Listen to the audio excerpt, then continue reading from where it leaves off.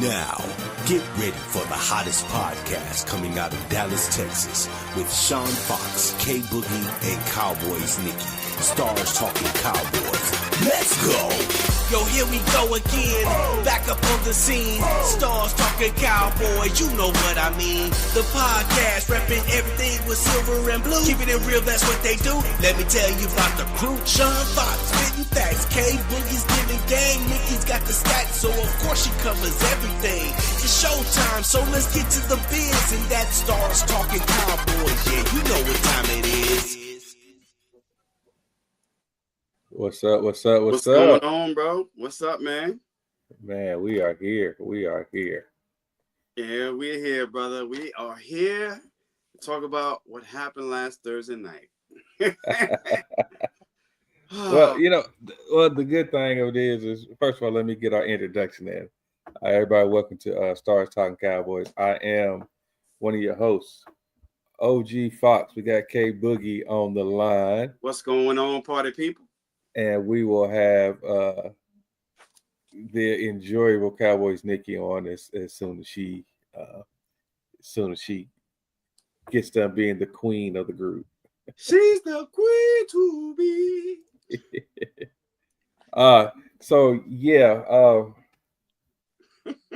Before we get into the topics, and we got a lot to talk about. Oh, do we have a lot to talk about? I didn't go into the game with any expectations. So after the game, I wasn't overly disappointed and I wasn't overly happy. I saw some good things. I saw some bad things, but I was very indifferent about that game. Is that understandable? Nah, it is. Trust me, we just traded away our best player, so I get it. Trust me, I understand. I understand wholeheartedly. All right, so yeah, see that there you go. Come on here in the first 2 minutes, 2 minutes and 30 seconds of our show. I think I just said I wasn't upset or I wasn't happy about the win, but. Now, if you want to use this statement here, Mr. Wayne Charles, according to Vegas, y'all supposed to blow us out about 8 points? 8.5. 8.5 points. And in NFL terms, that is essentially a blowout. So for us to be down 1 at halftime, for us to you just asked. Okay, then. All right, then I'll retract everything I was about to say.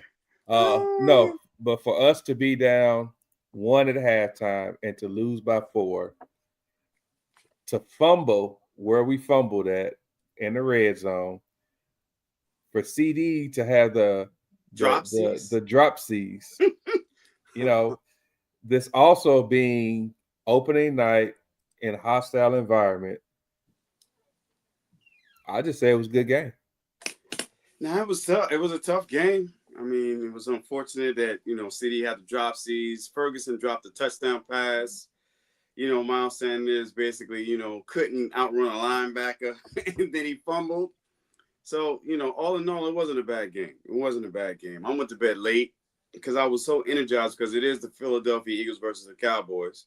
So it's a rivalry. So I went to bed late. I was a little surprised that we didn't get blown out because I didn't know what the morale was in the locker room. We just traded our best player. So I didn't know. I was hoping that we keep it close. We didn't get blown out. But then when we, staying with them neck and neck, I'm like, we could pull this game out. A couple breaks here and there, we can pull the game out. And when CD started dropping passes, I was like, wait a minute. Did he think that Tolbert, on one of the passes, Tolbert and him were in the same vicinity? So I don't know if he took his eye off the ball because Tolbert was in the same vicinity. And on the last one, though, that was 50-50. I mean, I've seen wide receivers make that catch, you know what I'm saying? So that was 50-50. But I was just surprised that, Lamb had the dropsies. I was surprised. I was really surprised because he loves games like that. And he eats Philadelphia out. So I was surprised. I was really surprised. And I think for me, I think that our quarterback played pretty good. He didn't take a sack. Exactly. There was a couple of passes that he threw that could have, should have, would have been intercepted. It didn't. And as Mr. Wayne Charles said, if Carter played against that rookie, it would have been a blowout. If was fifth, we'd all be drunk. If CD would have caught that pass, we could come back and say if CD would have caught that pass, if our running back when it got ran down by a linebacker, if our running back would have fumbled, if we would have scored, what's up, Brian? If we would have scored touchdowns instead of field goals, there were a lot of ifs in that game. First game of the season. I kind of like what I saw from the offense. I like the motions that we had. That was good. That was good. I really wish that we would have targeted Pickens a little bit more. I said the same thing. I wrote down notes. I said the same thing. Yeah.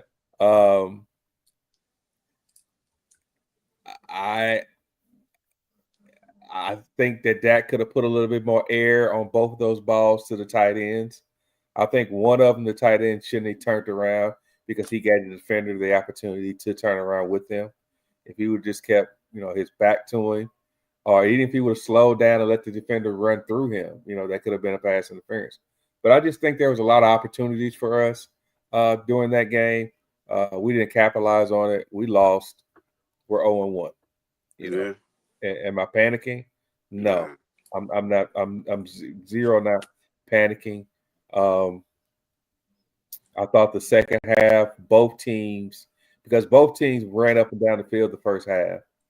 We had the lightning storm, so we had the weather delay, and then we came out the second half, and both teams made an adjustment on their defensive side of the ball, and then that turned into the NFC East game that I thought it was going to be. Yeah. It was really chippy too. It was a really chippy game. Oh, one of my ex-coworkers was at the game. She's from Philadelphia, and she said it was really chippy. She said it was before the game, it was chippy. After the game, it was very chippy. Everybody was taking cheap shots and doing some crazy things. So now I understand why Carter basically spit on Dak. Now I understand. It wasn't the fact that Dak spit on him because he wasn't even close. Why did you cross the line of scrimmage anyway? That's what I'm trying to understand. Why? Because you're trying to intimidate people. This is not Alabama versus Georgia. So he knows Booker's from Alabama, and he went to Georgia. So he tried to intimidate Booker, and Dak was like, I'm not having it. Well, you know what? I blame that whole situation on the referees. The referee's supposed to take control of the game. You're right. He shouldn't have allowed him to get that close to the huddle. He should have told him, "Hey, Green, get back on your side of the ball." He shouldn't have even allowed that young man to get that close to the huddle or that close to Dak to even spit on him like that. So even though, in my opinion, and we can all debate on whether Dak was spitting at him or as Dak was saying, I spit all through the game. All that's debatable. The fact of it is that Dak did not spit on him.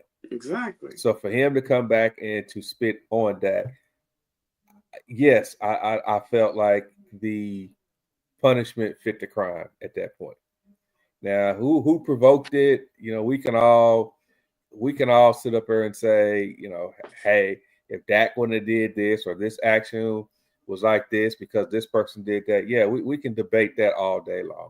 It depends on what side of the ball on. If you're an Eagles fan, you're going to say, oh, this was Dak's fault. Dak should have never did this.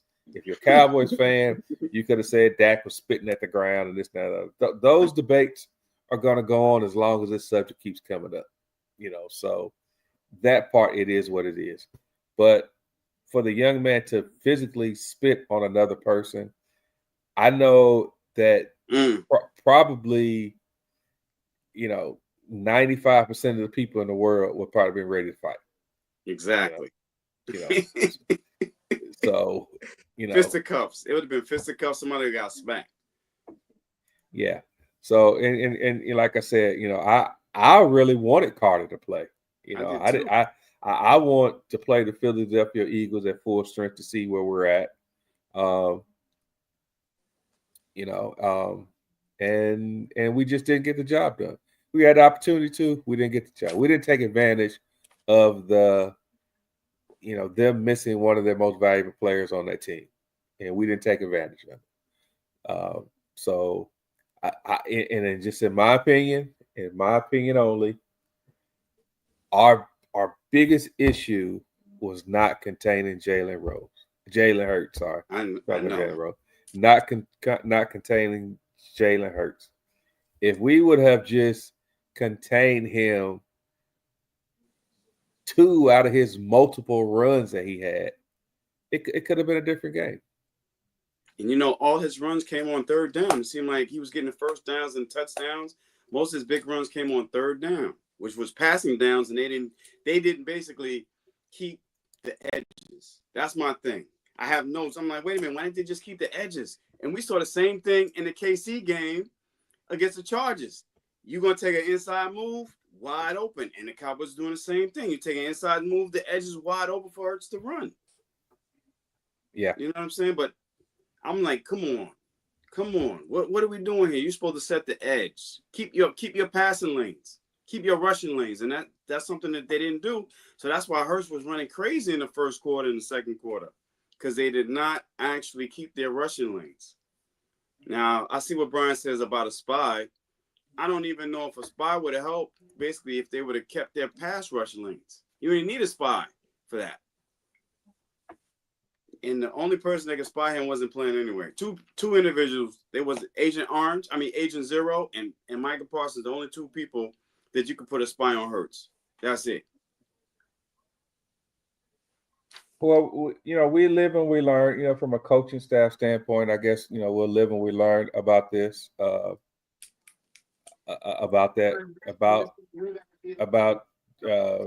not allowing Jalen to go off against us.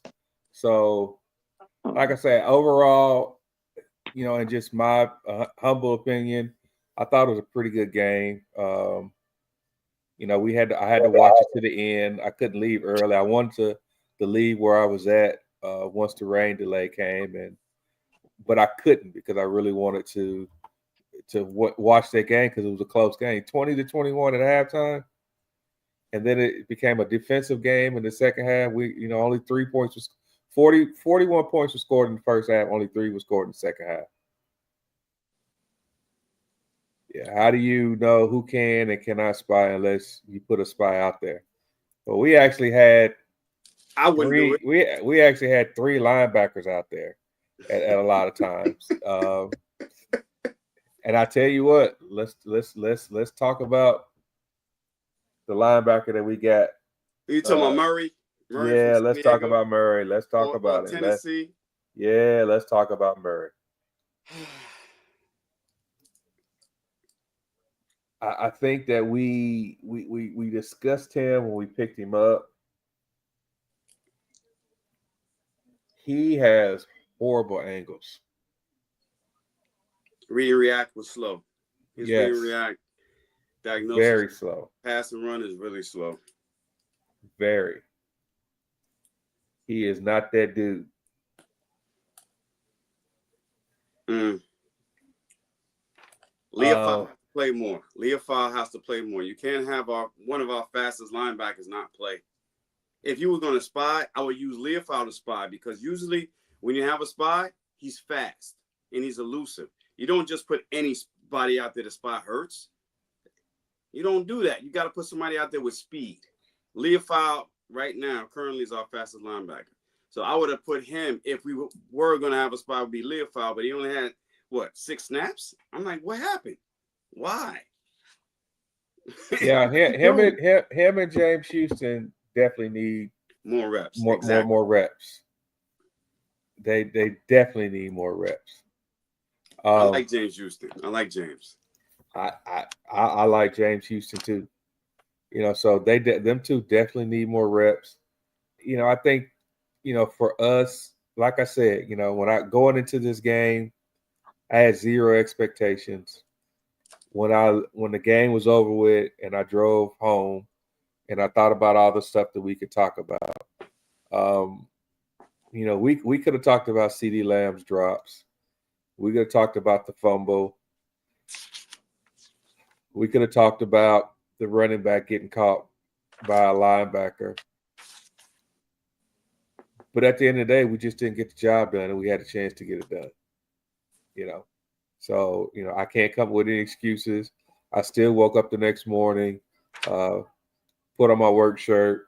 I ended up putting on a Cowboys hat that matched my work shirt, so I could let everybody know that I'm still a Cowboys fan, regardless of what happened against Philadelphia.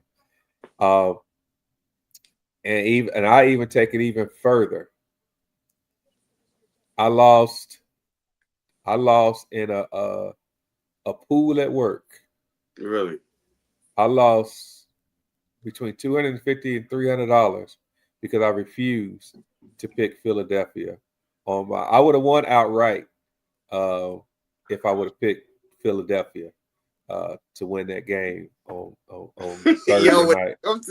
When it comes to the money, no, Fox, you gotta take the money, man. You gotta take the money, Fox.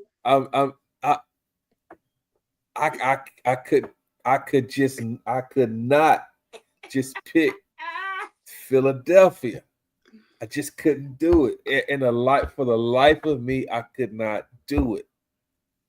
And I just couldn't do it. And it was sickening to me because it came down to the Chicago Minnesota game last night. That was terrible. And oh my God. And I went to bed at the fourth quarter saying, they're up 17-6. I still got my money. So I'm gonna go to bed. And woke up this morning and saw the score. And then I looked at the highlights and I was like, if Chicago did not piss this game away, how do you let this quarterback look horrible for 3 quarters? And then he came out there and looked like Joe Montana in the fourth quarter. The last of the fourth quarter. Caleb Williams was overthrowing wide receivers. Oh my God, bad. And I was like, what's wrong with him? Why is he? I was like, what's wrong with him? I don't know what was wrong with him last night. I'm not a Caleb Williams fan, so they should have ran the ball more. Doing some screens, whatever else, but Minnesota came back. Yeah, it kind of looked like when Vikings started blitzing. And kind of like when Vikings started blitzing, Chicago head coach Ben Johnson, he didn't know. It's like he did not plan for the blitz. If that was the case, why is he the head coach? If he can't plan for that blitz, he should have known that basically, the momentum changed. They was gonna come with the house. He should have known that. Yeah. I don't know if he got complacent. I don't know, but wow, I was surprised they lost. I was really surprised that Minnesota actually won that game last night. I was shocked. But after Baltimore and Ravens, I said I would actually wait till the end because everybody thought that game was over for the Bills. I did too. I'm not gonna lie, I did too. Everybody thought that game was over for the Bills, and I watched that whole game because that was a playoff game. That was the best game of week 1. And I'm gonna be honest, when it was 15, they were down by 15 with like 6 minutes to go. I'm gonna be 100%. I was laying down on my couch and I said, you know what, Buffalo about to come back on them. And the reason why I say that is because Baltimore stopped being so aggressive. They were playing not to lose instead of playing to win. And then when Henry fumbled, I said it's over with. I said it is over with. Henry don't fumble either. That's another thing. He very rare. Fumbles. I said he blamed it on himself too. He said I cost us to lose. He took it on himself, and I'm like that's crazy. That's unbelievable. That whole week. But even with the fumble, they should have won that game. even with the fumble, they still should have won that game. Because I mean, just the way they was beating Baltimore on both sides of the ball. Either way, they still should have won that game, even with the fumble. I think when what happened is Harbaugh, which both of them are the same, the brothers, they they um they do stupid play calling at the end. They should have never kicked the ball back to the Bills without getting at least a field goal. They thought they had the game, kicked it Yeah, back to the Bills. They relied on their when they defense had to get fourth a and two? stop. Was it at 4th and 2? Yeah, it was 4th and 2. They should have either went for it. They should have went for it on fourth down and not gave the ball back to the Bills with that much time. Yeah. Mm. So I'm about to make a statement, and believe me, I'm not hating when I make this statement. But are you tired of the NFL making Josh Allen to be like the next thing to God, as a quarterback? They've been doing it. That's their job, though. That's their job. The media's gonna make you or break you. I don't even pay attention to it half the time, to be honest with you. I think the quarterback, but I mean, is he the next greatest thing? I don't think so. But that's the media. I mean, they can make him be what he want to be, but the facts are this: until he can beat Patrick Mahomes when it matters, it don't matter. Or really beating. He really ain't beat the Ravens too much when it mattered. No, he gotta, but he gotta be for them in for the AFC side. He has to beat Patrick Mahomes when it matters, and he has not done that. He's had great seasons. He's put up MVP numbers. He's done all of that. He's beat Kansas City in the regular season, but he cannot beat playoff Patrick Mahomes. So till he do that, they can make him be whatever he want to be. But he gotta beat playoff Patrick Mahomes. Then he gotta go to Super Bowl and win. Not for nothing, But I'll take Joe Burrows over him, to be honest with you. Of course I would. I like cool I Joe. definitely would. Joe's been able to beat Mahomes in the playoffs. Mm-hmm. So they want basically, they want a new golden boy. But hey, I would actually prefer Joe Burrows if they talk about him a little bit more. Yep. I was with you. Cool. Yep. Yeah, they been wanting Josh Allen to be the face of the NFL. They've been trying it. Last year was the first year they was able to give him the MVP. They had been trying it for years too, trying to give him the MVP, but the numbers just didn't pan out. And for y'all to sit on TV that night and say and put him and Lamar numbers up, and him and Lamar numbers were basically identical. Lamar should have still won it. So it let me know that y'all gave it to who y'all wanted to give it to. Because when you put their numbers up, Lamar still should have won it. Yeah, and we all know, that the NFL is about what have you done for me lately, league. It's a what have you done for me lately, league, and it's all about who is marketable at the moment. Dak had his moments where he was the most marketable QB in the NFL and such like that. So he got his notoriety. Right now it's Lamar. It's Lamar. Joe Burrow and and Buffalo's QB that are the ones that are getting all the hype. You missed one. But who is that? Oh. Jackson Dart. You missed one. Jackson Dart. I'm so sick of hearing Jackson Dart's name. For crying out loud, they making him be the next. But see, the difference with that though, for me, is they need it from the NFL side. Dak don't need it from the NFL side because Dak played for the Cowboys. So Dak is gonna always get way more credit, way more attention, and way more things said about him and going for him because he played for the Dallas Cowboys. They need that attention from the NFL side. Without that attention from the NFL side, who talks about their team?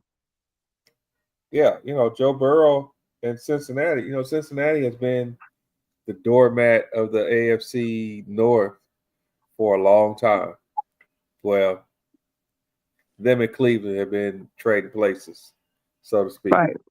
And Joe Burrow came out of college, he came out winning a national championship. As he say, Joe Cool. After he won the national championship, he's sitting in the locker room smoking cigars and like it was no big deal. So I get the marketing aspect of it, but in reality, football is a team sport. The quarterbacks are going to get all the credit, and when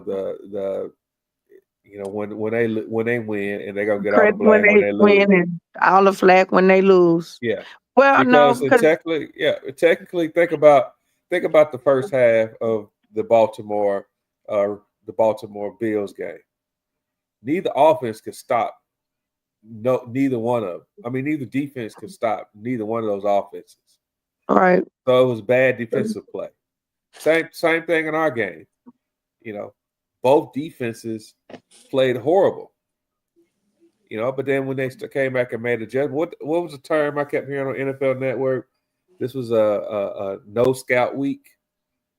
That's what they said, really.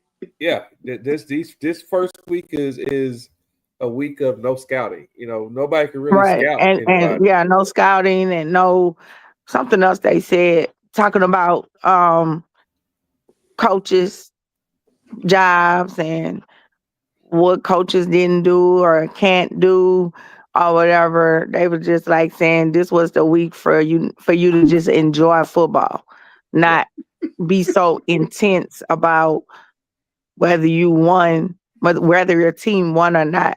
This wasn't a week for that because this was week one. Unless you're the Dolphins. Exactly. I was about to say at least the Dolphins didn't get that memo. Because every other game was competitive. Yeah. Not that one. Well, shit, two through what, 3 interceptions, and then their defense was just horrible. He couldn't get nothing done, get nothing going. Tyreek Hill, he in the media for other things other than football. That was I'm like, y'all take that energy. So ain't it his wife is accused him of assault on 8 occasions. Domestic violence. But I get that, and if he did it, and if it's true, he wrong. And let's grant it. We have heard this about Tyreek before. This was kind of like an issue that happened with him in Kansas City.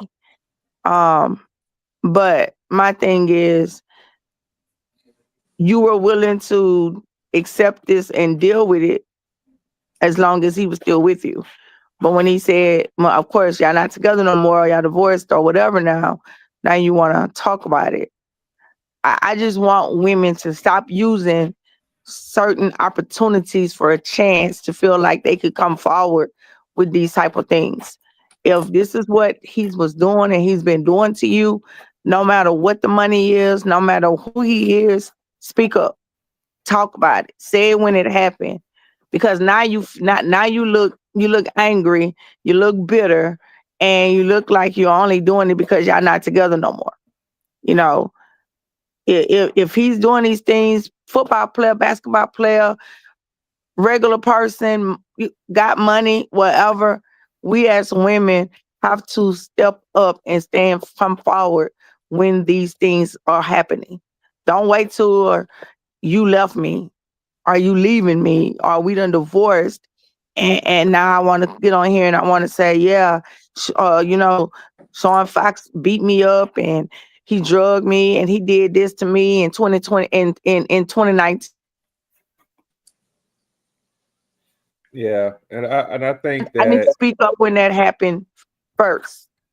yeah, and I also think that sometimes us men we put ourselves in those situations to we put ourselves in those situations too. You know, You're we supposed to think walk away. yeah, but we think with the wrong body part instead of thinking rationally. You know, so we put ourselves in those situations, Right. and it's 100% wrong for now that we're talking about Tyreek. You know, this is not the first time that he's been accused of it. No. You know, so since this is becoming a pattern, something's got to be true in this situation. I'm not saying that you know I don't believe her, because I believe something Right. I happened. don't. Yeah. Something happened. We don't know exactly what happened. We weren't there. We don't Right. have the reports. There's no video evidence, and all that good stuff. But we're putting ourselves. He put himself in a situation of where, now people are saying, you know what, something's got to be true about this. Yeah, I don't doubt it because I don't doubt it. Like you said, he's been having these issues since KC. Because wasn't he the College. one that had the issue with the Yeah. child too? Wasn't he the one something about it with the child or something? Yeah. In KC. So yeah, I don't I'm not saying that it's not true. I'm just saying that I don't and I don't want women to think I'm giving a bad sense of it. All I'm saying is as women, we have to speak up when these things are happening to us at that moment. Don't wait until things like this till we done broke up and not together no more or whatever. And I'm not saying that it's not believable. I'm not saying she lying. I'm not saying that it's not true because as we know, this is his character. He had this in KC or whatever. So I just want us as women to speak up before. Don't let it go. Don't let it go. Stand on it and stand on what we supposed to stand on as women. Well, not only women, us men got to, we got to step up and say stuff too, because there's some men out there getting their heads knocked around. So is. But they don't want to say nothing because they supposed to be quote men. Yeah, but he needs counseling, though. He needs counseling more than anything else. If this is a pattern for him, he needs counseling before he ends up in jail. But worse. I think, go ahead. I'm sorry. Go ahead. No, I'm just saying he needs counseling, or he may end up worse. He could end up in jail. He could end up dead. You know what I'm saying? It's not a man should not be putting his hands on a woman. If your woman or your spouse or girlfriend make you that angry, just leave for a while. Don't put your hands on it. Just leave. Right. But sometimes players grow up in these type of homes, and this is what they seen, and this is what they have accustomed themselves to, and they don't get the help that they need, and it becomes a pattern from their own household. Yeah.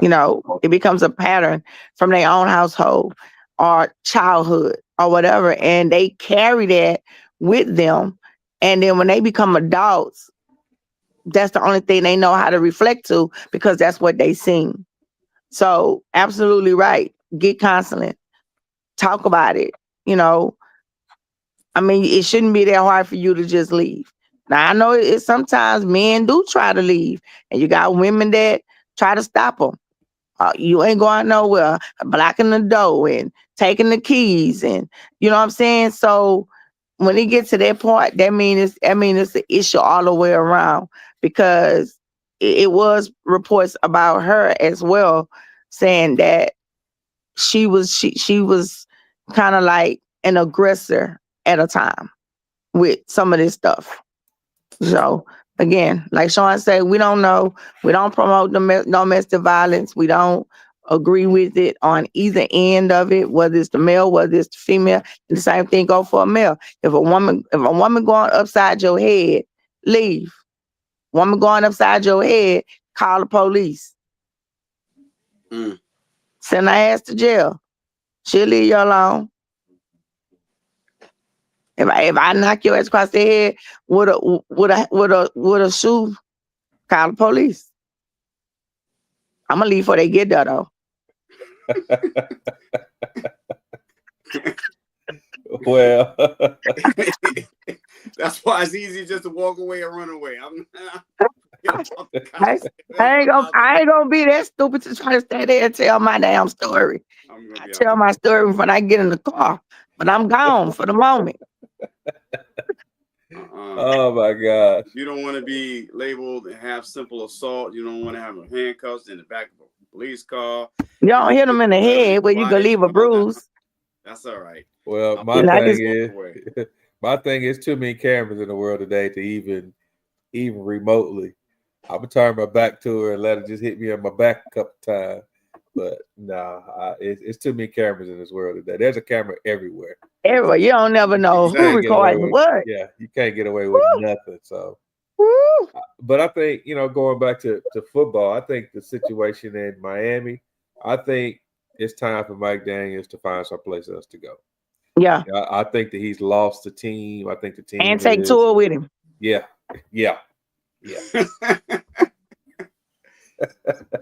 So you think it's Tua's fault though? I mean, Tyreek actually started it last year when they lost and talking about how the team wasn't mentally tough and this and that. I want to be traded and whatever else. And I don't think the team has got over that yet. I think they're still feeling the after effects of that. It's the culture too is bad right now. You know what I'm saying? So I don't know. Maybe they got to start over like y'all said. Who knows? GM's gonna get fired too. GM has to go as well. I think this whole thing of I want to be traded is starting to get annoying. Out of hand. Yeah, it's out of hand. It's out of hand. It's all out of everybody that want to get traded. The only person that we thought that wasn't gonna get traded is just the one who got traded. You'd have thought as many people that this offseason said trade me because of this, that, and the other. And here we are thinking, well, Terry McCullough, he can, he's a good receiver. He might not get what he wants, but he gonna get, he can get traded. Myles Garrett, we could think he's gonna get traded because he's gonna go to a contender. Is gonna want to pick, everybody that we said we thought that could get traded didn't get traded. And here our player who we thinking, he ain't going nowhere. Gone. I knew Jerry was lying the way he said it. When he said the way he said it to Stephen A. When he grabbed Stephen A. hand and said it, when he said, I said, Jerry lying. We've been knowing Jerry too long. I say Jerry lying. I say Jerry lying. But I think I texted you, Sean. Yeah. And I said, be prepared. I say Jerry finna trade Parsons. Yeah, you did. I say be prepared. I say he finna trade him. I said we've been knowing Jerry too long. I say Jerry lied. He showed him up. You can't do that. But why was it? Why wouldn't the AFC? Let's talk about why wouldn't an AFC team take him?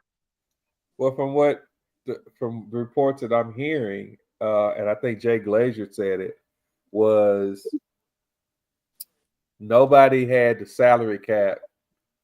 Nobody, the teams in the AFC, nobody had the salary cap to take him. The only teams that had the salary cap to take him were NFC teams.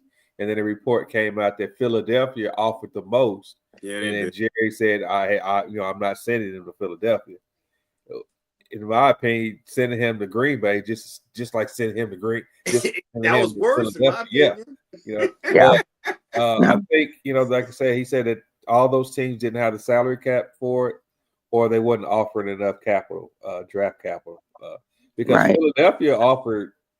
They offered three first rounds. They offered a lot. Second round. They offered 3 first rounds, a second round, and a third round. But they didn't want to part with a player.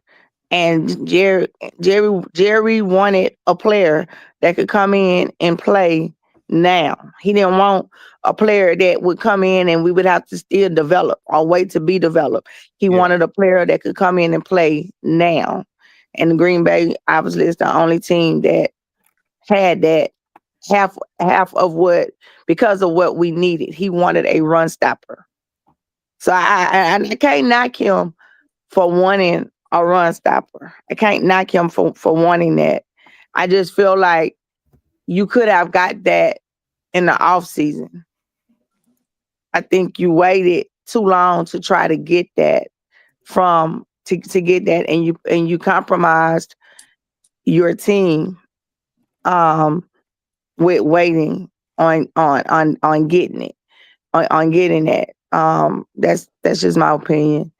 So, I don't know if y'all talked about it already because I came in late, but for me, I just want to address the Michael Parsons part a little bit, and so we can close the chapter 2. Actually, we haven't talked about Michael Parsons. Okay. So go ahead. I just want to address the Michael Parsons thing too with our fans. And I'm not the fan. I'm not the fan police. You do what you want. Do how you want to do. But I just think that it's time to move on. It's done. He's the Packers now. I think it's time to just let us put this behind us and move forward with who's on the team, who's a part of the team. Still understand and realize we still have a whole schedule that needs to be played. We don't need to watch games all day and every Sunday or every day or every game saying, "Oh, look what Michael Parsons done. Oh, y'all seen what Michael Parsons did?" Nobody is ever disputing that Michael Parsons is not a great player. No one is disputing that Michael Parsons was not a great player for Dallas.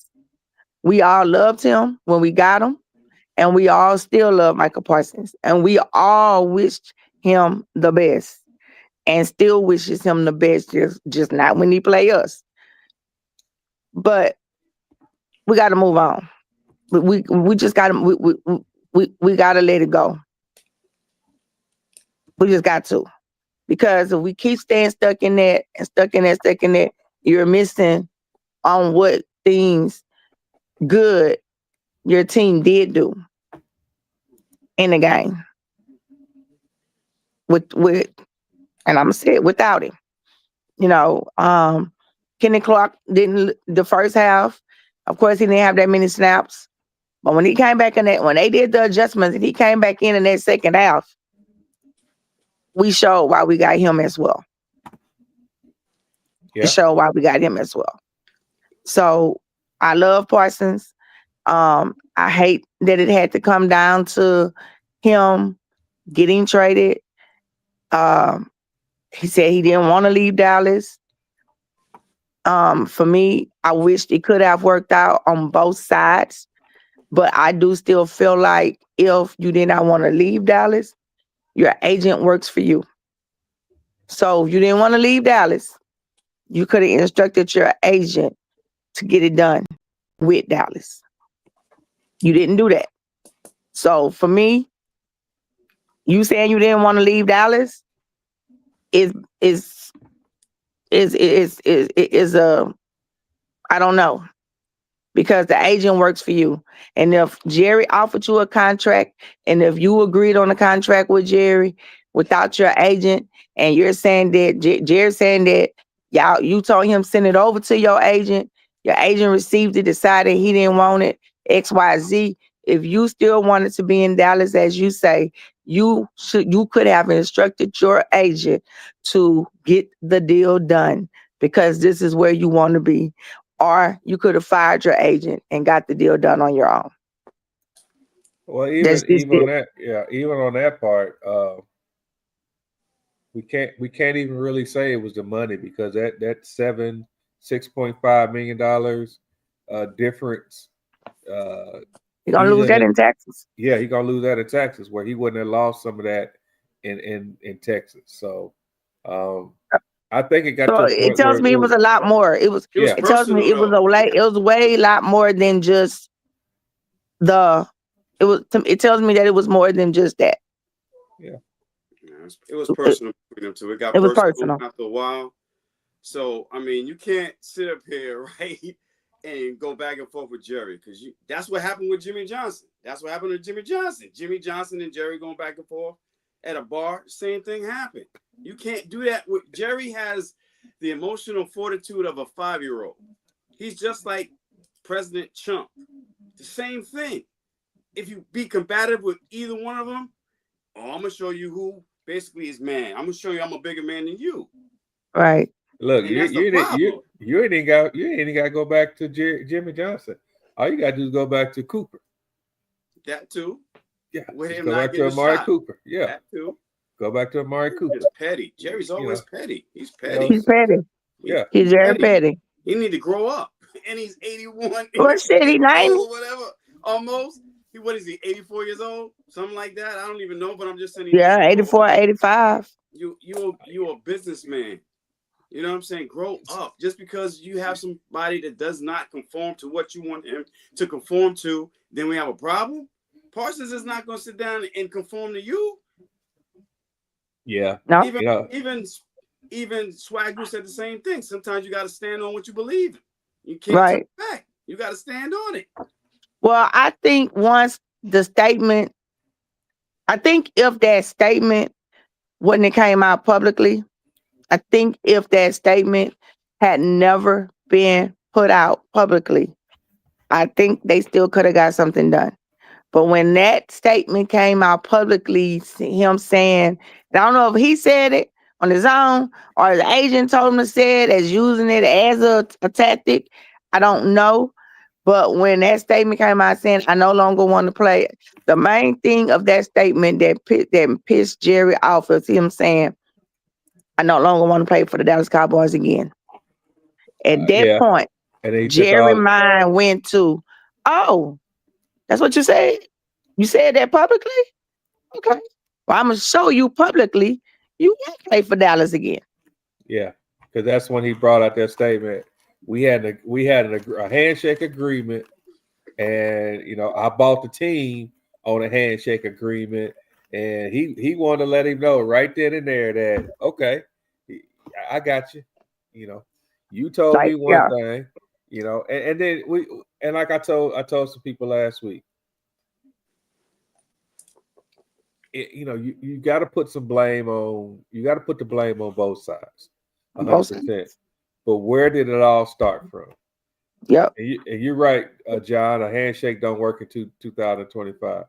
But it all started when Parsons, after the season, said, "I'm not worried about my contract right now. I don't have to be the highest paid person. I want to get some dogs to help us win the Super Bowl." Right. And so Jerry heard that and was like, "You know what?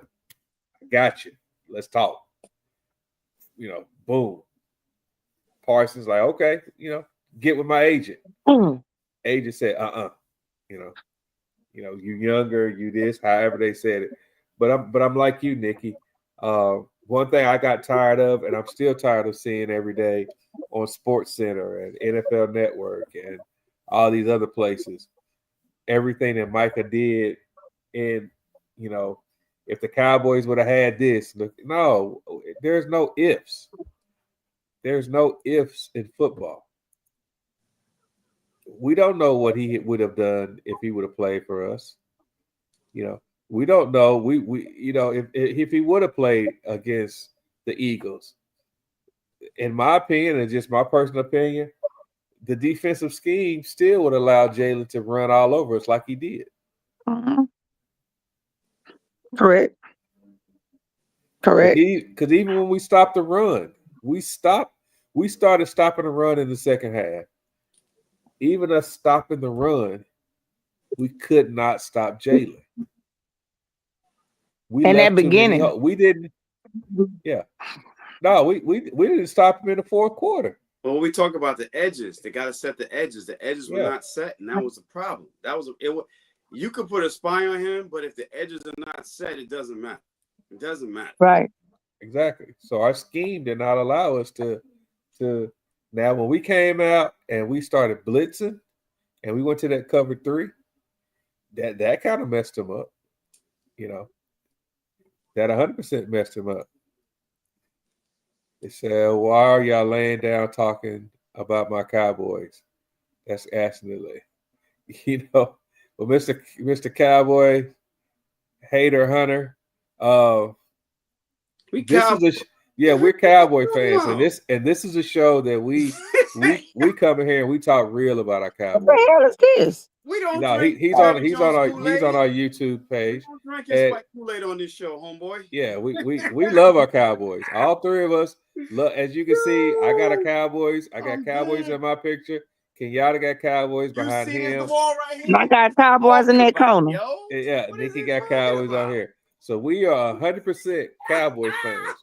But we're not them Cowboy fans that's going to get on here and say, we're going to the Super Bowl. Or we're not those Cowboy fans that come on here and say that we are the best thing since sliced bread. And this is not that show. Did he see a hat and the star in the background? Did he see that?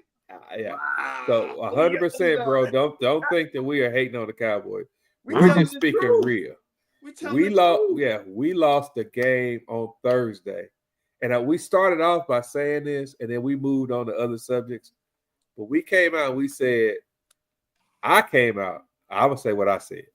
I came and I said I wasn't too happy about the game, and I wasn't disappointed at the game. I could come on this show and I could say the Cowboys lost because CeeDee Lamb dropped 3-4 passes, however you want to think about it. We can say that we lost the game because our running back got ran down by a linebacker. We can say we lost the game because our running back fumbled the ball. We did not say that. We did not take the opportunity that we had of losing losing one of the best players on Philly's D line to win this game. That could have floated the ball. He could have threw the ball just an extra half a yard to the tight ends both times that the balls hit their hand, and we would have a first down or a touchdown. So there were a lot of ifs in that game. But I'm also saying that it's the first game of the year.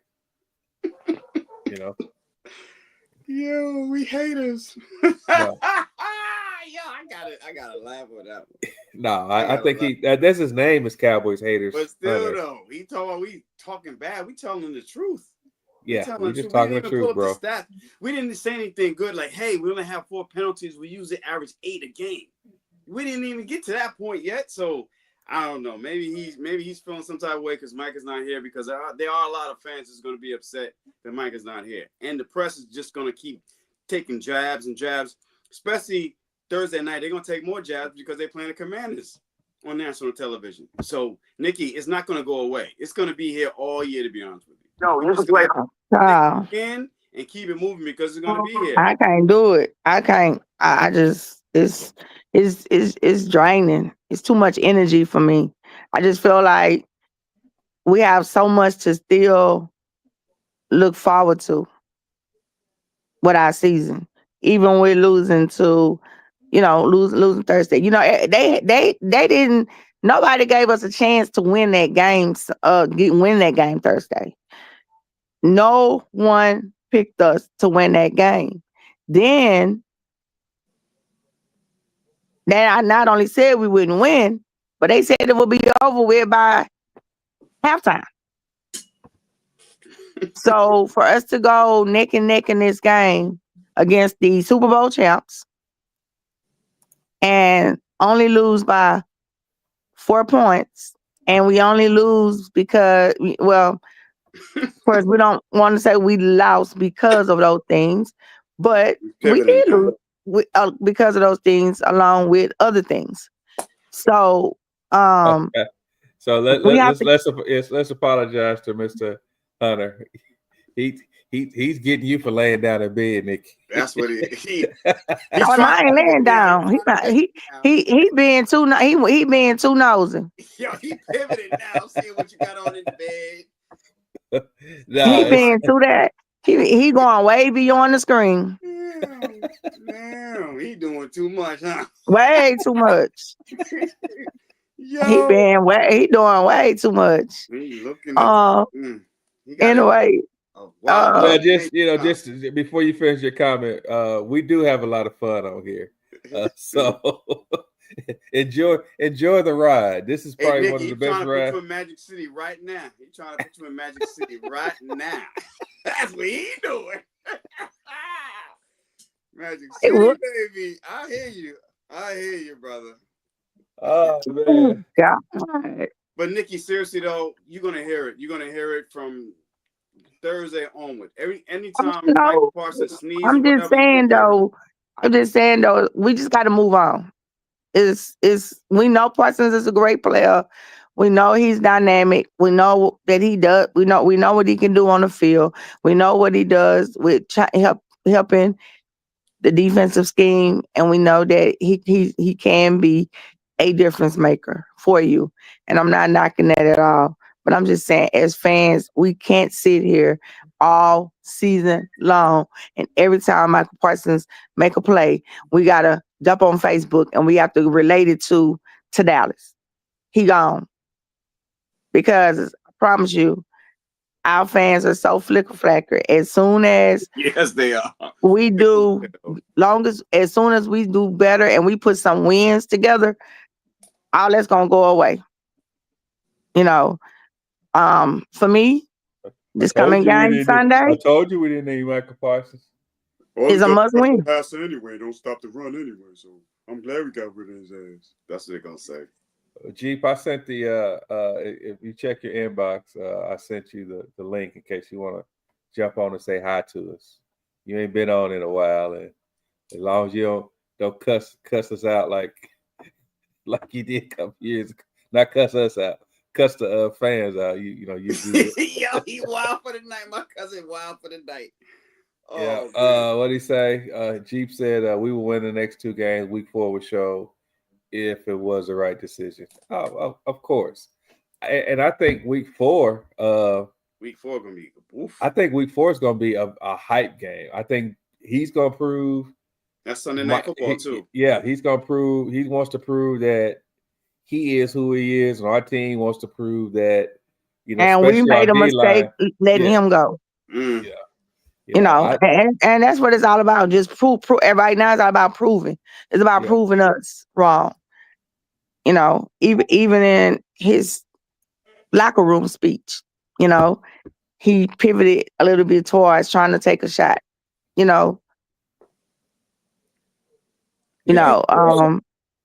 didn't want me, so I'm here. They gave me so much love. They showed me so much love. They showed me this. They showed me that. I mean, we get it. It don't sit right with a lot of fans. But I'm one of them that seen it coming. I said it plenty of times. I said it to y'all in the inboxes. I said, it's not going to be because of what Michael Parsons do on the field. I don't do on the field. It's going to be because of his mouth. Oh, yeah. But let's even go be further than that. We talked about that podcast. That we talked about that during the off season and during the late in the season, how that podcast was causing some dissension in the locker room. Granted, everybody has a podcast now. Everywhere you go, there's a podcast, and podcasts are the new thing. Hell, we had podcasts before this podcast, before the players had a podcast. But that's the new thing now. Everybody gets on everybody gets the podcast, and everybody is talking. I get it, and I get what they're doing. They're using their platform just like we use our platform to speak our mind about how we think. But to go on there and, like you said before, I think you said last week, Nikki, or was it UK Boogie? When you're on a podcast and somebody asks you, well, who's the top, who you think the top quarterbacks are in the league, and you don't even mention your quarterback, don't you think people are like, because there are teams that I know they know their quarterbacks ain't about nothing, but they speak highly of their quarterbacks. The Bears, look how Caleb Williams played last week. But up until last night, all those when those players were asked about Caleb Williams, he's really maturing, he's really doing this, he's really doing that, he's a leader, and this and that and other. they speak on their court when Bryce Young got benched last year, or was it the year before last? Last year. It was last year. Last year when he got benched last year. Oh, we're gonna rally, and he does this and he's doing that. And he just, everybody always speaks highly of their quarterback. Yeah, you come in and you don't even mention your quarterback. You don't think that causes some type of friction in the locker room? And not even that. Let's take it a step further. We got drugged by Green Bay. And that Tuesday, you have the quarterback that drug us sitting on your show. Yeah. So. And then you asked him, what do you think? What do you think that your team needs to get to the next step? And he says you. But he also said he was a lifer. He also said he was a lifer, though. You know what I'm saying? He was a Cowboy lifer. But you forget he's part of the media. When you on these podcasts, he's part of the media, so he had a quarterback in his show. And he's What's up, John? What's happening? Hey, Nikki, how you doing? What's up, Ken? Hey. What's up, Fox? You got it. You just came from the gym. You look like you sweat. Yeah, just a little bit. But I've been sitting back listening, and I'm just going to say this about the whole Micah Parsons situation. Jerry is too old to be this childish. He should know that. He should know that what he done in 1996 ain't going to work in 2026. Right. So I blame him because he's trying to do backdoor activities, and that's how we got here to the Michael Parsons trade. If he would have just done it like normal other teams do, go talk to the agent and get it done that way, we wouldn't be here. We wouldn't be talking about Michael Parsons. But he also petty as hell because he waits until the end of the year when it's the last possible time to sign somebody. Now he got to sign for a lot more money. And he looks like a bigger jerk because he didn't sign in the beginning. So I blame Jerry. I don't blame the athlete because the athlete is going to be an athlete. He's going to do what he's going to do regardless. It's Jerry who's the owner. We can't blame. We don't sit there and blame the person who makes these Apple phones or Samsung phone.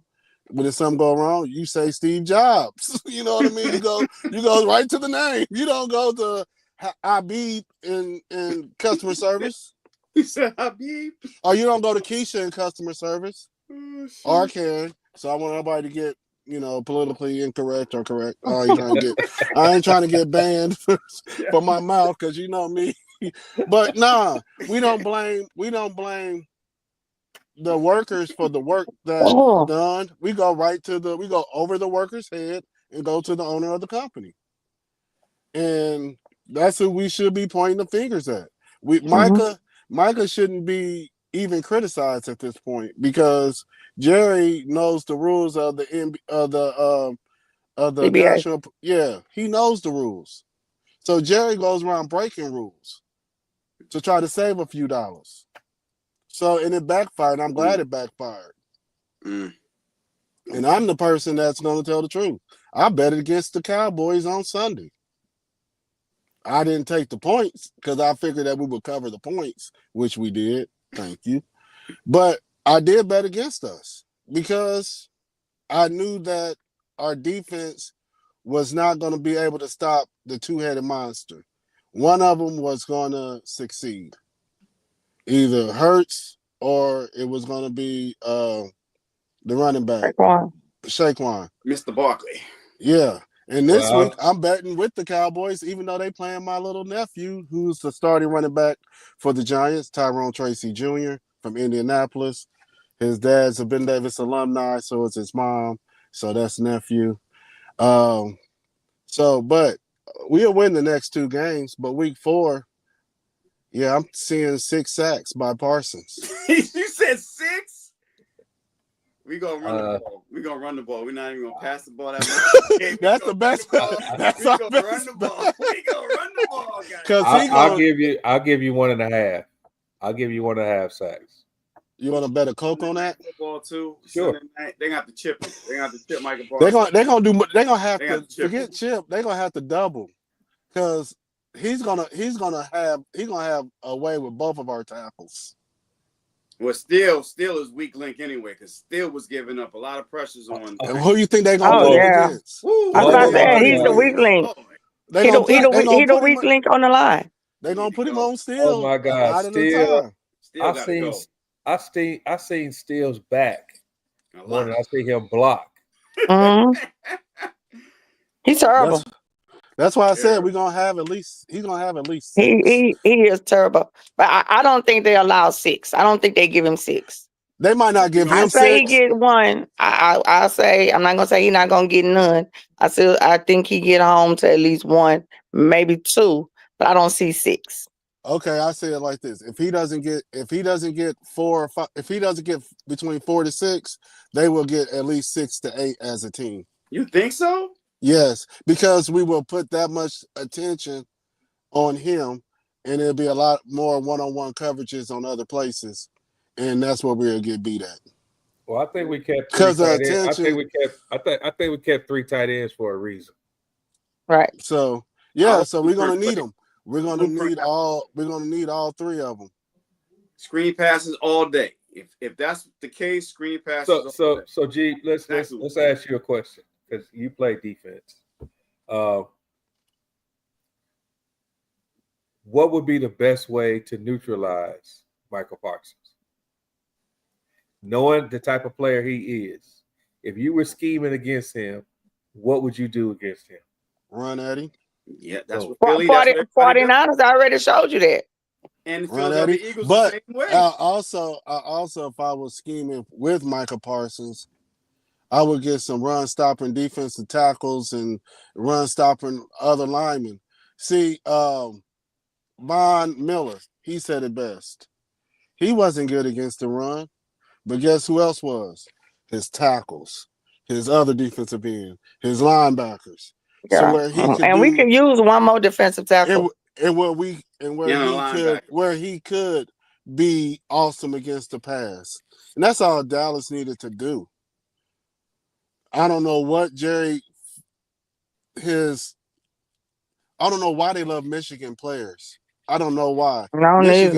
Michigan players suck. Trash. Now as a whole, not all as a of team, them, not all of them. Fuck, I'm sorry. All the ones Michigan. we got. I'm a Boilermaker fan, so forget Michigan. all the ones we got, except J. Lou. Except J. Lou. J. Lou was about all the ones we had. Right, they have never been good for us. So let's go ahead and be specific. So the D linemen from Michigan have been horrible. Right. Right. I'll let y'all have it. I'll let y'all have it. For us. Yeah, I'll let y'all have it. I'll let y'all have it. I'll let y'all have it. Told y'all when we drafted Mozzie, he was a Taco 2.0. Yeah, we said he was overdrafted because the Cowboys needed defensive tackle. When they said, and what irks me when I hear about defensive tackles and stuff like that, he's a 1 tech, he's a 3 tech, he's this, he's that. He's a defensive tackle. It don't matter if you're a 1 tech or 3 tech, you play defensive tackle. It doesn't matter. My brother was the smallest lineman in Canada for 10 years. He played 1 and 3. And guess what? His name is in the Ring of Honors. He is one of the Saskatchewan Roughriders' favorite players. It's not because of that, but it didn't matter to him if he was a 1 tech or a 3 tech. You get the job done. Period. Your job as a D tackle. Your job as a D tackle is to do what you do. To open up holes for the linebackers.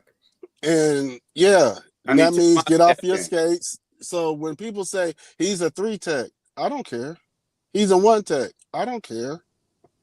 He's a 0. I don't care. He's a defensive lineman. Do your job. Period. It doesn't make that much. It doesn't change that much from a 1 tech and a 3 tech. It doesn't. Yeah, but you need that. But you need that defensive tackle to actually clog the middle, and the free. That's why the running back for the linebackers mano a mano rather than basically getting to the second level. And that's I what we agree, need. but that's why Mozzie needs to do his job. I'm not giving him an excuse because he's a 1 tech or a 3 tech or 0 tech or whatever tech he is. I don't care what he is. You getting paid millions. Do your job. I think what Mozzie probably needs to change the scenery because his psyche probably is all messed up. You draft him, you ask him to lose weight, you ask him to do this and that. It's just maybe he just needs. Wouldn't your psyche be messing up playing for Jerry? What you say? Wouldn't your psyche be messed up if Jerry was your boss? Not all. And Steven was your assistant manager? I'd be jacked up. I would be jacked. Coaching. This is more the coaching staff. And then last year with Zimmer, that scheme was terrible. But Jerry goes back. It goes back what I said last year. He recycles nothing but people he knows. And that was crazy. Think about that. We went from a good defense to a really terrible defense. Because he recycles. Zim was the worst hire ever, in my opinion, because we had some momentum. That was the worst. To me, that was the worst. And now they're trying to set up. I don't want Shotty to fail because to me, I feel like they're trying to set him up to fail. Him and Eberflus's defense usually ranked in the top 10. Usually when he's a defensive coordinator. So I'm not really worried about it. We just need some more players and we need some more speed. We definitely need a speed rusher and a defensive tackle. We need more speed because when I saw Jalen Hurts like run to the outside and whatever, I'm like, Agent Orange, Agent Zero, if he was here, he could track him down. We need more speed at the linebacker position. That's one thing that I really noticed. Playing against the Eagles, we need more speed at the linebacker position. Louisville only had 6 defensive snaps. I'm saying, how can you do that? He's our fastest linebacker, but why he's in the out there? Who is that? Louisville, number 35. Yeah. He needs to be out there. So, I mean, I was impressed. What happened? Oops. Nikki, what happened? What I mean? What y'all do? OG, what happened? What happened? It wasn't me. The FCC got a hold to him? What happened? Yeah. He said an F word at one time. The FCC got him. Oh damn, we gotta go bail him out. But no, you're right. I definitely think that. I think that we're gonna make another move or two. We need to. We need to make another move. Use one of those first round picks. Bring in a stud, especially at the trade deadline. Bring in somebody. Don't wait till next year. Why you gonna wait? If you think you can compete, why wait? That's my only thing. Let's see how we're going to play this out.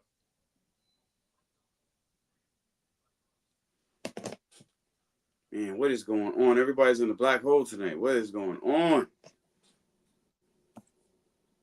What happened? No, I had to feed my face for a second. You had to feed your face? Oh, man. So let's see what happens. We play the Giants on Sunday at 1 o'clock. I hate 1 o'clock games. We have a bunch of 1 o'clock games this year. So we play the Giants at 1 o'clock. We got like 3? We got like maybe 4 1 o'clock games. I'm like, oh my goodness gracious. What's up with all these 1 o'clock games? We got too many. I think we'll be all right. Yeah, but the Giants, though, I think the Giants are going to come out. And I think the Giants are going to pass on us. I don't think they're going to run the ball as much. I think they're going to pass on us. Because Neighbors was upset. He was really upset. He was upset he didn't get the ball enough. And he had an attitude on the sidelines. I think they're going to feature Neighbors this game. So we better be ready for that passing attack more than the run. Yeah, I definitely think that we need to worry about the pass attack. But Russell didn't look too good. I mean, shit, Washington was doing a good job. I mean, the Commanders were doing a good job basically in his face. They kept their lane assignments, and they made sure that they made it uncomfortable for Russell. Let's see what happens. I have a feeling that Jackson Dart is going to play in week 4, but not this week. I have a feeling. Yeah, Russ, I really honestly think Russell time is done is behind him. I honestly do think that. His time is behind. It's behind him, and it just, I hate it because Russ was a good player. He was, but I don't think it's there anymore. Now I'm not gonna say that because he come out and light it up against us, catch us slipping.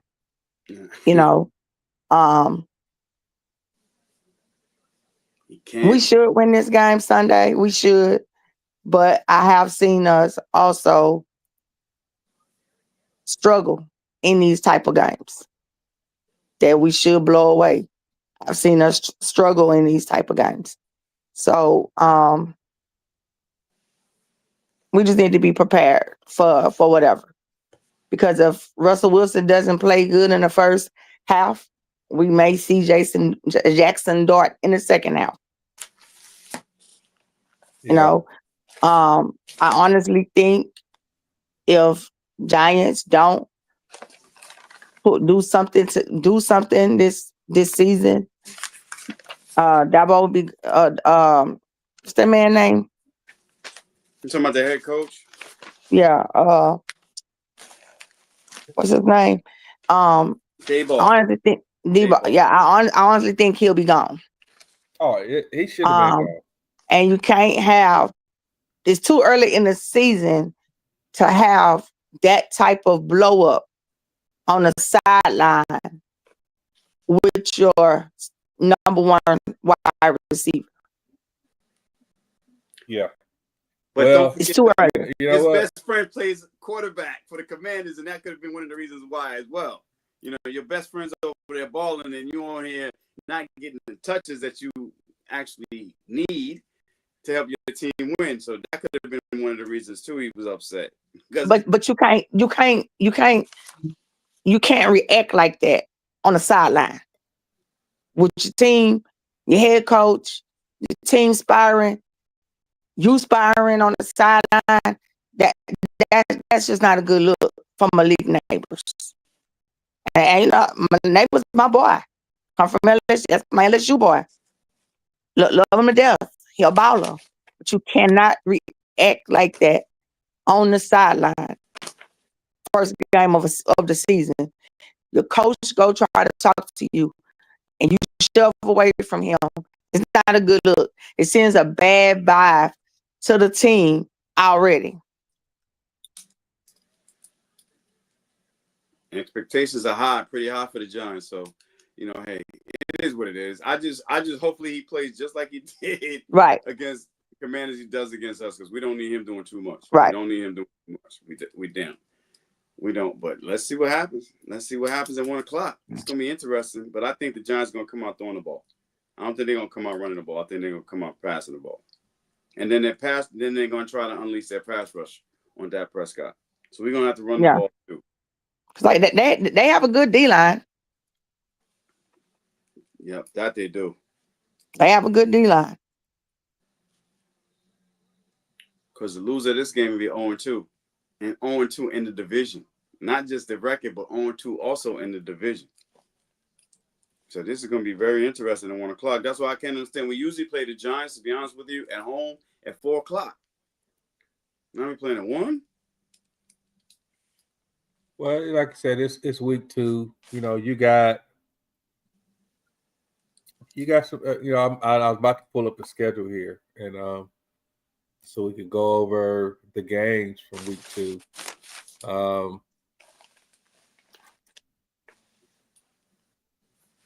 Actually, as I'm looking at the schedule, there's a few games on here that I would have thought that would have been on that 4:00 slot.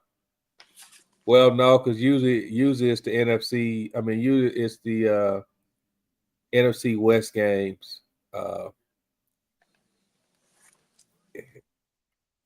I'm looking here. We got Thursday.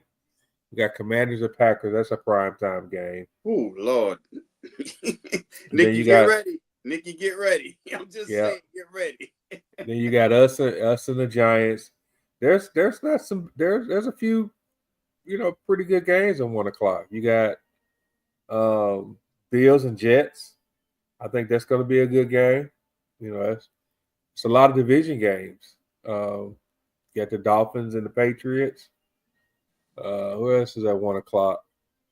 Dolphins and the Patriots. You got the Browns and the Ravens at 1:00 on Sunday. Usually the Ravens are a 4:00 team. Bears and Lions, another divisional game. Here's your 4:00 games. So you got the Broncos and the Colts. I expect the Cardinals to be a 4:00 game. The primetime game. This is probably why we're not at 4:00, because you got Eagles and Chiefs. Right. Right. That's probably the number one reason why we're not at 4:00, because we would take away from that game. Who's at 8:00? Who's playing 8? Vikings and Falcons. Oh my God! Yo, why did they flex that? I mean, it's too early to flex, but I'm just saying they should have put the Eagles and the Chiefs at the later game. It made more sense. Well, technically a lot of times you get more viewers at that 4:00 slot, and I believe that is the reason why we are at 1:00 that week. Let me find. I don't like it. Not the Giants. We usually play the Giants later. Yeah, we usually play them at that 4 or 8:00 slot. That's one reason why That's one reason why I stopped going to the home openers. I got tired of seeing the Giants. Right. So, Nikki, I will be there for the Washington game. Yeah, I think that's what a lot of people coming for, the Washington game. So, yeah, I know it's Star Status roundup. So I know that Star Status will be there that weekend. But, I've never asked you for a favor, but I need you to work your magic so I can, I can have a good seat in the stadium. So, and out of all these years that we've known each other, I've never asked you to use your influence to get me in that stadium. And she can tell you, I've never asked her. This is my first time ever asking her that. But I want to be in there for that game. A good seat. Yep. Don't be laughing at me, Tisha. Yeah. So we want to go over the games this week. Do a quick. Yeah, prediction. We can. All right, here. Let me get that back up here. All right, we got Commanders at Packers. I'm going with Green Bay. Because we need the Commanders to lose. So yeah, we need Commanders to lose. So I will go with Green Bay, and I really want to go with Green Bay just because I want to see if what they unleashed last week was really them, or was just the Lions is just not gonna be as good this season. Yeah, I'm going with Green Bay too. I think that we got film on Washington's QB. Usually there's a second year slump. So and I thought that the Giants played him pretty tough last week for a minute. So they did. Giants just couldn't score no points. Yeah. So I'm going with Green Bay. Got Seahawks at Steelers. We're taking the Steelers on that one. Yeah. Where they playing at? They're playing in Pittsburgh, right? At Pittsburgh. Yeah. Yeah, I think Steelers. I'm going Steelers on that. I got Rams at we got Rams at Titans. Rams. That's easy. Yeah. We got Bills and Jets. Bills. I'm going Jets. What? Jets always play the Bills hard, no matter what their records are. Who's at home? Jets. So I'm going Jets. Dolphins and Patriots at the Dolphins. Patriots usually beat them on the road. Dolphins in disarray. But hey, football is week to week, so I'm still gonna pick. You know what? I might pick the Dolphins on that one. Yeah, I'm going Dolphins. They looked bad last week, and this should be a powerful week for them. So I'm going Dolphins. And they're at home cooking, the heat.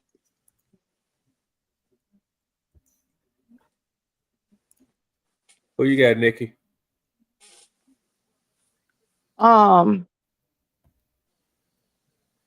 Yeah, I'm probably go. I'll probably give this one to the Dolphins. Okay. All right, we got Jaguars and Bengals. Ooh, that's gonna be. I'm going Bengals. Who's at home? Bengals.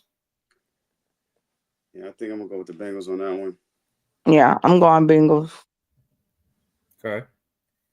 I'm going Bengals also. We got 49ers at the Saints. 49ers. I don't know. Well, I don't know. It depends because they saying Brock Purdy is not healthy. He got a shoulder and a toe injury. And Kittles is done. Kittles is out. He's on IR, so he can't play for the next 4 games or so. Mm-hmm. I still don't think the same. I still don't think who? McCaffrey's hurt too. He was dealing with basically hamstring as well before the game even started. If they can't run, if 49ers, if McCaffrey can't play, Purdy can't play, then I give it to Saints. But if they play and they can run the ball, I'm gonna still have to give the edge to 49ers. And also 49ers trying to get another kicker. So I think did they cut Moody? Yeah, they cut Moody. They cut him. All right, I'm gonna say 49ers because I don't think that the Saints even have the talent to compete this year. So I'm gonna give it to the coach. The coach. I think that's gonna be the advantage. Yeah. So I'm going 49ers. All right, we got Browns at Ravens. Ravens. Give me Lamar Jackson's bounce back game. Okay. So before we move off that game, if Browns lose this game, do you start hearing the calls for Shador? I think we're gonna hear them calls anyway. I don't think so because isn't Shador like the 4th string right now? They don't even expect him to play. He's 3rd string. He third. He 3rd string. So I heard the rumor was basically don't expect Shador to play this year at all. That's what the rumor is. I don't know how true that is, but they're saying that don't expect Shador to even play this year, not unless there's some injuries. Because Flacco didn't play that bad against the Bengals either. There's some drop passes in that game, so I mean, who knows? Yeah, I'm going Ravens on this, and I think the fans are going to call for Shador, but I don't think it's going to happen. I think Shador, I think he won't get in the game unless those other two get hurt first. So, got Bears at Lions. Both of those teams had disappointing losses. I think the Lions looked horrible. So division game. I think the Lions come out to prove that they're a better team, and they're playing against Caleb Williams. So I'm going Lions. No, I'm gonna take the Lions, but I think Caleb Williams is gonna play a little bit better. But I'm still gonna take the Lions in this game.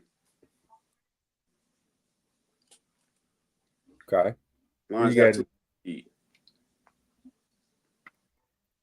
All right, you got the battle of the Peyton Manning teams.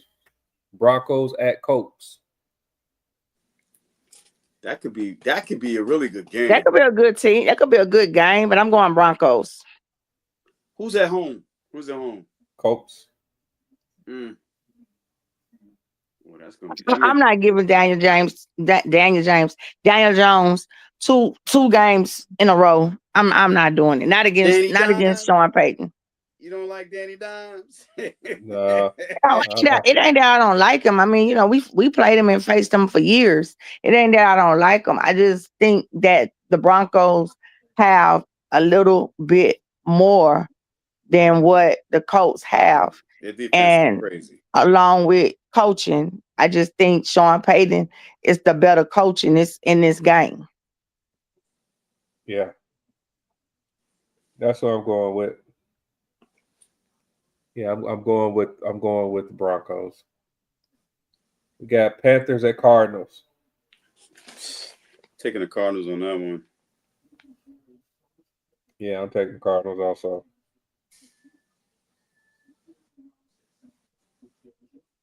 Cardinals. Who is it? Cardinals and who? Panthers. And the Panthers. Oh yeah, Cardinals. All right, I got. I'm skipping 2 games. We'll come back to those. Falcons and at Vikings. Ooh, I'm taking the Vikings. Them Dirty Birds made me mad on Sunday, boy. I'm taking them. I can't. Yo, come on, seriously, Dirty Birds. Same old Falcons. Yeah, I'm going Vikings too. Where they playing at? Minnesota. Yeah, probably Vikings. Okay. We got Monday night game, Buccaneers at Texans. That's a sneaky good game too. Texans. Monday night. It was the Raiders. It's 2 games on Monday night. There's 2 games. Oh, okay. That's what I thought. Okay, so Buccaneers and who? The Texans. Ooh. I don't know. You know what? The Buccaneers play better on the road than at home sometimes. Right. So that's the thing. But I see CJ Stroud having a bounce back game. Me too. I'm gonna take the Texans. I'm taking Texans. I'm taking Texans on this one. Okay. Then you got the Chargers and Raiders. We're playing, and this is a big rivalry game. They're playing in Las Vegas. I'm going with Chargers though. I'm taking the Chargers on that. Chargers look pretty good against actually KC in Brazil. They were playing. Yeah, I'm taking Chargers. Who's Thursday night? I'm going back to it. Well, we did Green Bay and Commanders on Thursday night, and that's why I said Nikki, get ready because anytime Parsons make a play, you know what's going to happen. So who is KC? When do KC? Oh, KC and Philly play. I'm coming back to them. Oh, okay. I left them in our game last. Okay. So Chiefs or Eagles at Chiefs. Where they playing at? KC. I know damn well the Reals ain't gonna let KC lose in KC. They ain't gonna let them lose 2 in a row. But that happened though before. They did. Yeah, they did last year. They started 0-2. Yeah, they started 0-2 last year. And Jalen Carter's playing this game too. And that's the thing. KC can't move the ball down the field. So this is gonna be a good test. Because they talking about Mahomes, all he does now is dink and dunk now. He doesn't have a vertical game right now. You know what? It depends on if our boy plays, the one that hurt his shoulder. Yeah, he might not play. Worthy. Oh, Worthy. Yeah, him and Kelsey, they collided on a route, and he went out for the whole game after that. Yeah. And then Rice suspended for 6 games. Yeah, and he's suspended. So where's their vertical game? Thornton had a good catch. But KC always find a way to win at home. They always find a way to win at home. I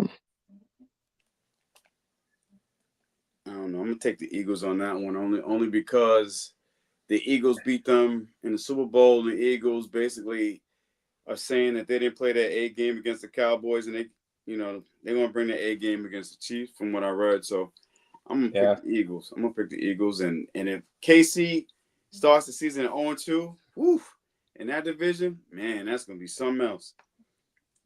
I'm taking KC. Yeah, I'm still gonna take KC. And Andy Nothing in my heart gonna make me take the Eagles right now. And Andy Reid's been pretty good against his old team. So, except in the Super Bowl last time, I'm glad I didn't lose money. Yeah. All right, then us and the Giants. I think that we're just gonna beat the Giants. I think we have a bounce back game Sunday. I think Lamb have a big bounce back game on Sunday. My only concern is that, the Giants do have a great D line, and I can't trust Terrence Steele. You cannot trust Steele, and I don't know if the blueprint is going to play on Sunday. Jerry Jones said that Mozzie's going to be inactive, and so is the blueprint. I'm like, we need his speed.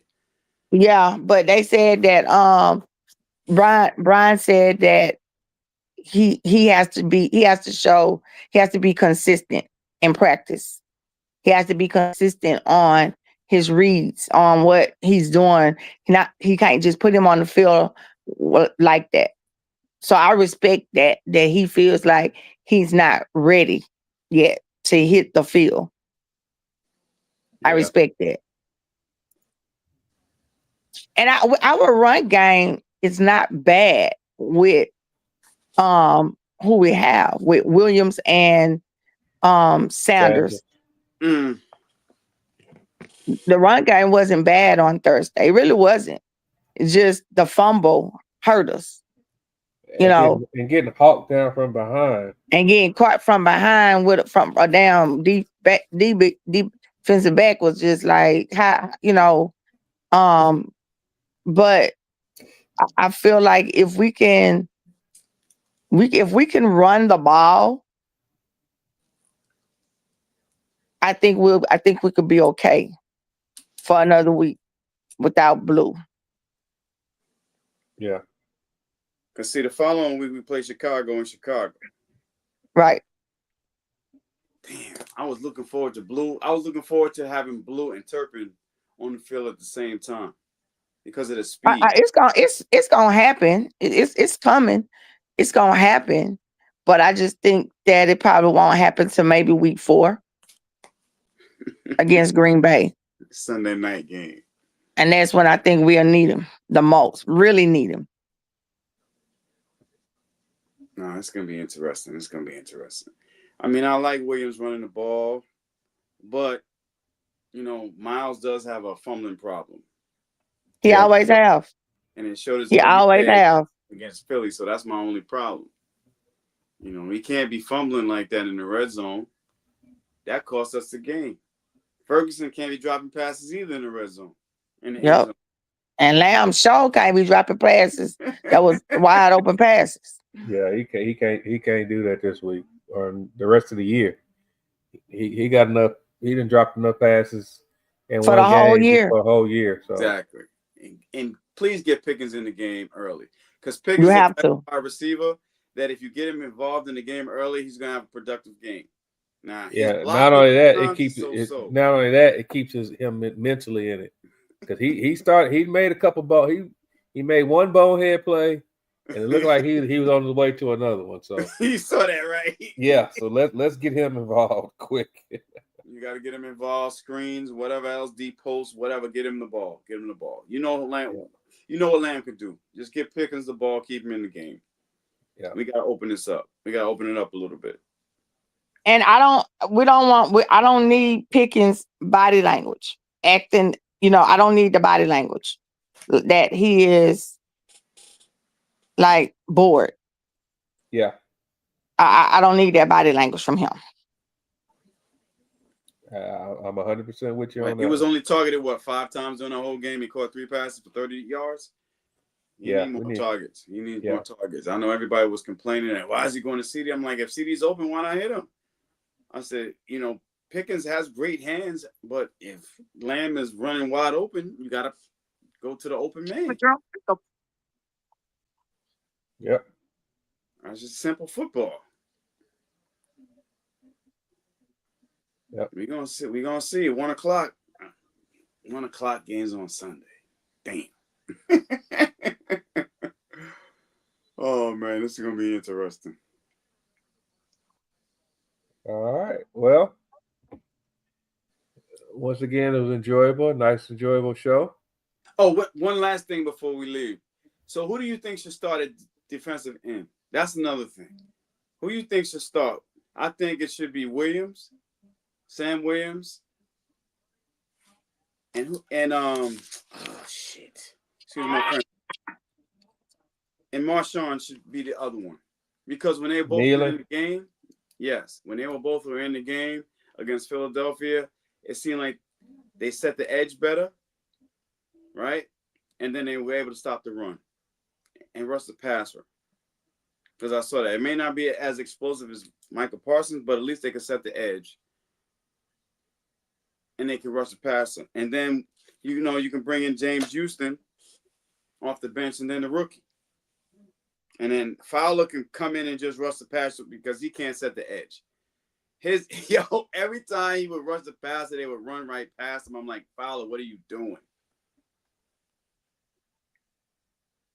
That's the thing with Fowler. He doesn't set the edge. All he wants to do is sack the quarterback.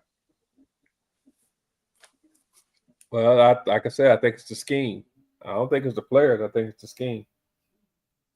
You do? Yeah. Did y'all talk about the spit on that? Yeah, we talked about it. And why everyone is trying to, how Philly fans are, I'm not saying all, but majority of them are like, Dak baited him, Dak this, trying to make it Dak fault. I'm like, first of all, Jalen had no business over there in Dak area. Exactly. Number one. He had no business in Dak's space. Number one. Dak spit on the ground. He chose to spit on Dak. No, he's responsible for his own actions. He's a grown-ass man in a grown-ass man league. And you have to channel and know how to channel your emotions and channel your energy. So this is not, don't quit trying to deflect it back to Dak knew what he was doing. Dak could have easily turned his head and spit. Why did Dak have to turn his head and spit in his own space?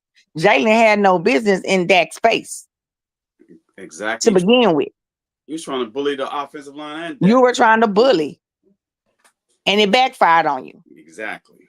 You've been having character issues.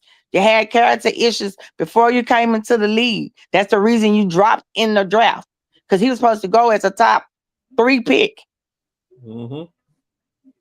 But he dropped because of the car accident. Yeah, but even before that, Nikki, like I told K Boogie at the beginning of the show, I blame that situation on the referee for allowing him to even walk his tail that far over to the to the Cowboys huddle. Sean did say that too. He said exactly. Referee. Yeah, the referee didn't have control of that situation. I know that from my referee training, you don't allow that. The minute he started walking over, hey, get back to your huddle, and he didn't do that. So it was all about intimidation. They tried to intimidate the Cowboys because they have a little bit of ring and the banner, and they was feeling themselves, and he's the intimidator. So he was like, man, I'm gonna embarrass these cats. I'm gonna intimidate them. We're gonna start fresh. Yeah, okay. He didn't have to act on it. If somebody did that, you didn't have to act on it. All he should say was, okay, bet. That's what we're going to do. All right, bet. But he didn't. He overreacted. So now you see what happens. Yep. It is what it is. I think Jerry's trying to learn a little bit because we have to, as much as hell he's taken for this Michael Parsons trade, he's also turned around and did a couple of things that made sense, like getting Ferguson signed, getting Bland signed, getting Hannah Lupe signed, and now he's working on getting Tyler Smith signed. So, as much flack as he's taken for the Michael Parsons situation, I think he's also turned around and did something that made sense. So we have to give him some credit. That's what I'm saying. Well, he better sign our kicker because we need our kicker signed ASAP. He's one of the most important. I think he said Arbery would be next after they can get a deal with Tyler Smith done. Then they would work on Arbery. Because he's like automatic, so we definitely need him. So, well, sounds like we had another great show. We did. It's always on time. We will be back next week, hopefully discussing a win. We better. To me, this is kind of an almost must-win game early in the season. You don't want to go down 0-2 in the division, and you want to get some momentum with winning. Everybody already feel like we're not gonna win no more than 6 games, and I'm thinking like y'all crazy, but whatever. So we have to start. We have to start on Sunday, and we need to get our winning percentage at home back up because last year we lost that on that big time. Terrible. We need home field advantage back. So that's it for me. All right. Well, we will see you guys next week. All right. Good night. All right. Good night, everybody. Yes, sir. Good night.